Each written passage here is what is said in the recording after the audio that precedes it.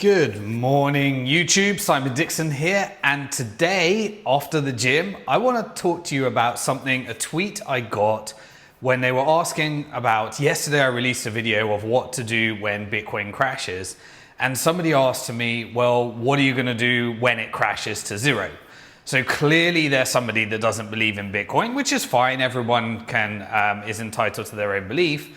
But what do you do if Bitcoin does go to zero? So what I'm going to be discussing today is the smartest way that I know of in order to benefit from all of Bitcoin's growth without taking the risk when Bitcoin crashes. So here's what a strategy. Now, firstly, I've got to put in a few disclaimers here. This is a very advanced strategy, and in order for this to work, you would have had to have done some serious financial planning. So when I'm working and the way that I manage my affairs is I have something called a security bucket. And a security bucket is something that meets my short-term financial goals so that I don't have to ever touch any of my investment bucket. And my investment bucket is split into my perfect asset allocation to protect from inflation, deflation, economic growth, economic decline, bank failure, black swan events, and total disasters. Now, I set it up in that way so that whatever happens in the world, I can just sit here enjoying myself on YouTube, commentating, knowing that I'm protected and prepared for all outcomes. Now, the security bucket has a completely different goal. It's designed to meet my living expenses, and make me feel more secure.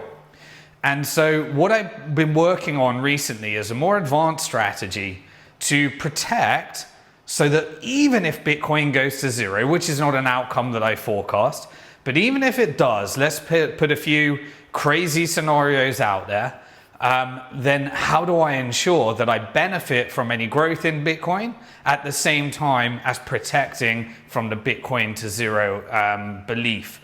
So firstly, what sends Bitcoin to zero? So firstly, let's look at the probabilities. I've done this in previous videos of what is the likelihood of Bitcoin going to zero. So let's take all of the shit show and all of the FUD that people don't buy Bitcoin because of these things that might happen. So let's say that the whole world implements central bank digital currencies, and then they take those central bank digital currencies and implement artificial intelligence and algorithms into them so that any conversion into Bitcoin becomes very, very difficult.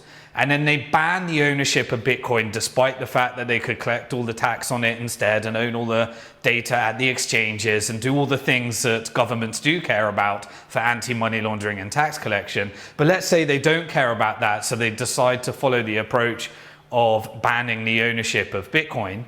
Then they could do that. And then the IMF, the World Bank, and the Bank of International Settlements all collude together to make it mandatory in order to get a World Bank loan in dollars. Then it comes with the tie that you have to make Bitcoin ownership illegal in your country.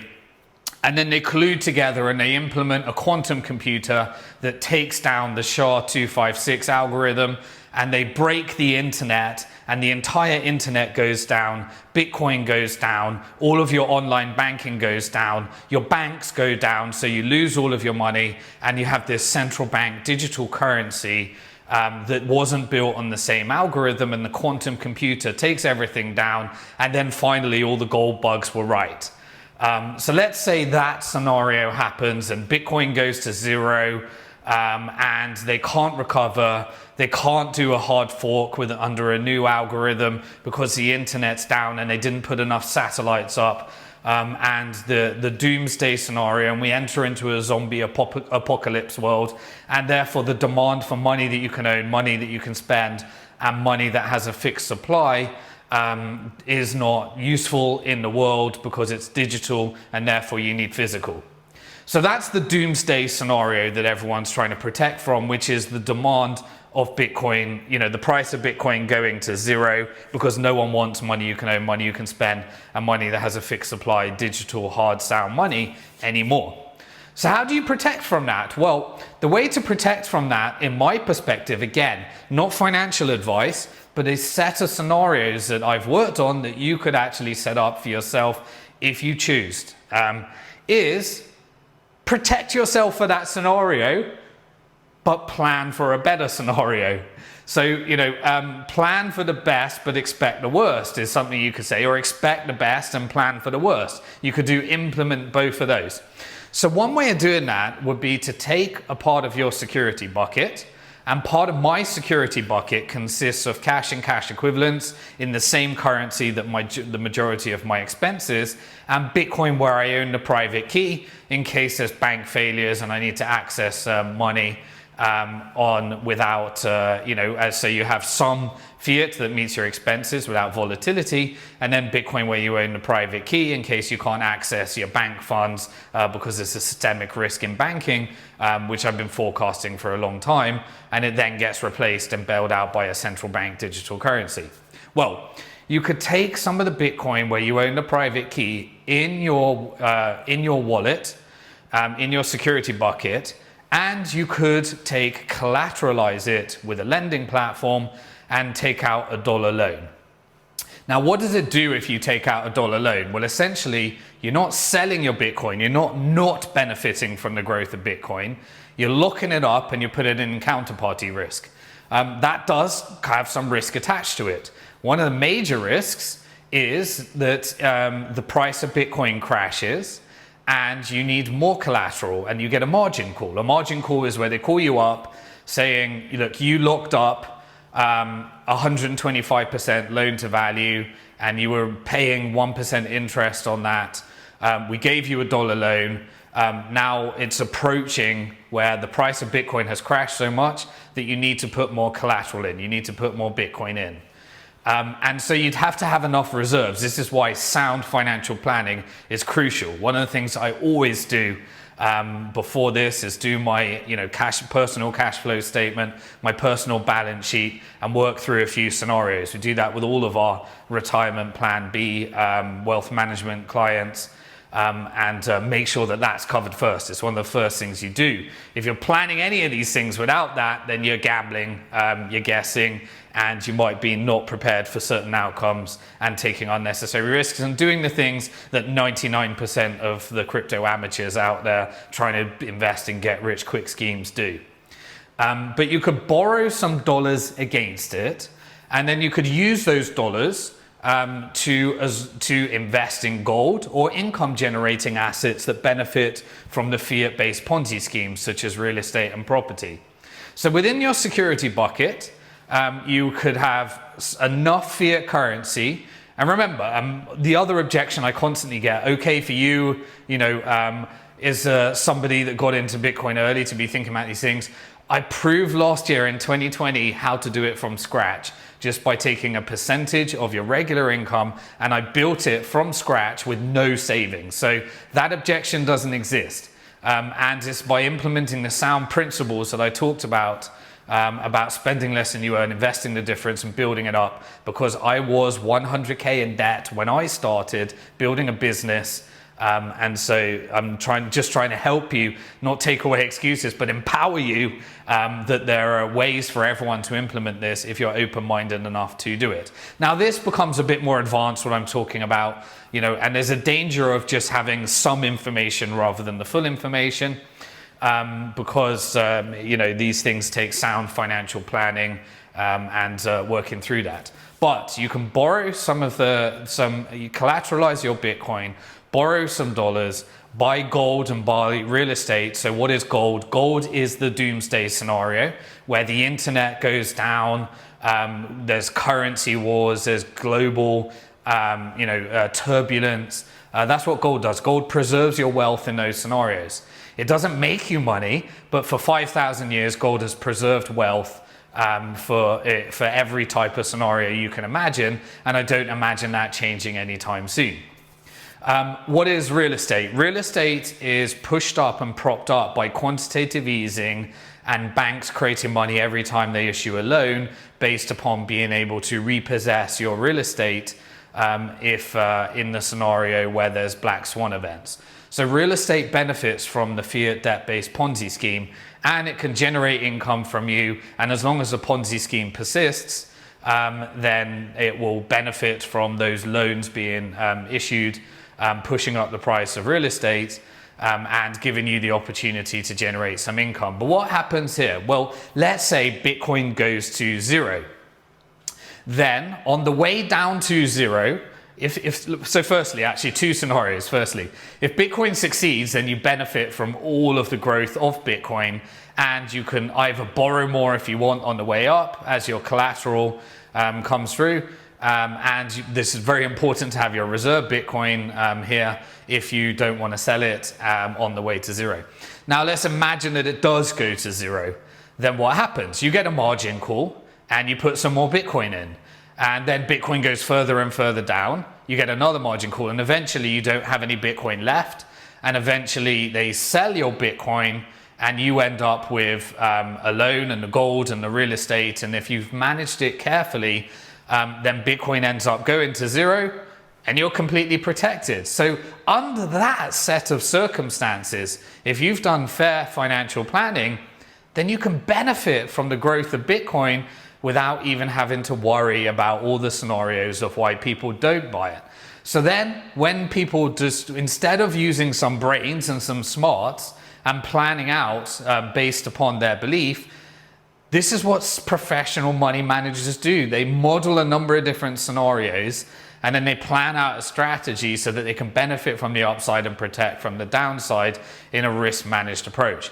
Now, there are a few more risks there, and again, there's a danger here of me giving you some information, not all the information. Obviously, you need to be in a position where you can manage the interest repayments, whether that whether that be from the investments that are made with the dollars, or you actually have an income that can cover that, or you've got savings in your security bucket. This is where the financial planning element comes into it. Obviously, you need a plan to what to do, whether you're going to put more collateral in, or whether you're going to allow the margin call to take you out and then maybe buy some more Bitcoin later if it's on its way to. And you need to have some real plan for what if the assets that you invest in go wrong, and those are the risk-managed asset allocation approach that you need to do there. But I just want to let you know that the reason that I don't care that if Bitcoin goes to zero is, one, I'm already protected for that scenario, so it doesn't change my financial position significantly and take me down the ladder. It just takes some of the upside away. And secondly, because I believe that the demand for money that you can own, money you can spend, and money who has a fixed supply is going to increase, as it has for the last 13 years, for the next 13 years. The reason that I know that is because I've modeled out different scenarios, and the probability of the doomsday scenario that everyone is saying, I don't buy Bitcoin because of that is perpetuated during these FUD markets and downward markets, that fears people into selling because they never had enough conviction behind their investment theses, didn't plan different events. They're not prepared for economic growth, economic decline, inflation, deflation, bank failure, and black swan events. They allow them to make emotional-based decisions. They overtrade. They look for the next get-rich-quick scheme. They create taxable events. During crashes, they get themselves in a mess, and they allow the emotions of fear, uncertainty, doubt, fear of missing out, and all the other emotions that behavioral finance says destroys wealth in the normal human brain that was never designed in order to protect himself financially. So my goal is always to bring you some content that makes you think differently, think outside the box, so that you don't give a shit whether Bitcoin goes to zero or whether it succeeds or whether it fails financially, other than the impact that would have. And that would be a total tragedy in terms of human advancement, and all the benefits that can come from having money you can own, money you can spend, and money has a fixed supply, so that countries like El Salvador can make it legal tender and benefit from the simple game theory in economics in order to transform their countries from economic hitmen at the World Bank that are raping their countries through these dollar loans and causing so much challenges and financial challenges in wealth inequality and poverty as a result of the world's largest debt-based Ponzi scheme called fiat currency that's going to be replaced by central bank digital currencies, driving free markets into more communist-led, controlled, less free countries. And so that is why Bitcoin is important, because it regulates the regulator, it regulates fiat currency, and it gives people, countries, and companies the ability to opt out where David can beat Goliath on an individual level, a company level, a country level. And the central banks that adjust and put some of those reserves in Bitcoin will also be the ones that can benefit when the currency wars come and everything comes through. So if you ask me, is it a risky move investing in Bitcoin because Bitcoin go to zero? I think it's a risky move not investing in Bitcoin and not planning how you can benefit from it, even if Bitcoin goes to zero. So a little bit of smarts, a little bit of intelligence in that. If you like this type of thinking, I know it's an advanced strategy. It's not recommended for everybody, and it's not financial advice. It's just sharing with you some of the things that I work on. If you like this kind of thinking, then after the gym, as for you holding me accountable to working out each and every day, I try and give you some of the best of my thinking. If you want to subscribe to this channel, then hit the subscribe button, hit that bell symbol, hit all, and YouTube will notify you, and I'll make sure that because you are alive at one of the most interesting and exciting times in financial history, some are going to get hurt, some are going to do really well, and I want to make sure that you're on the right side of the change. And when we have all these currency wars and economic warfare and central bank digital currencies and political warfare and geopolitical warfare, we're going to do it with peace, love, unity. I'm off to get started on work for the day. I'll see you in the next video. Let me know what you think. Retweet, share, and we'll get as many people on the right side of this financial change as we can. I'd love to hear your thoughts in the comments on what you think can go wrong and why why you think Bitcoin may or may not go to zero, and whether this is a feasible strategy for you if you do the work and put in the financial planning. See you on the other side. Peace.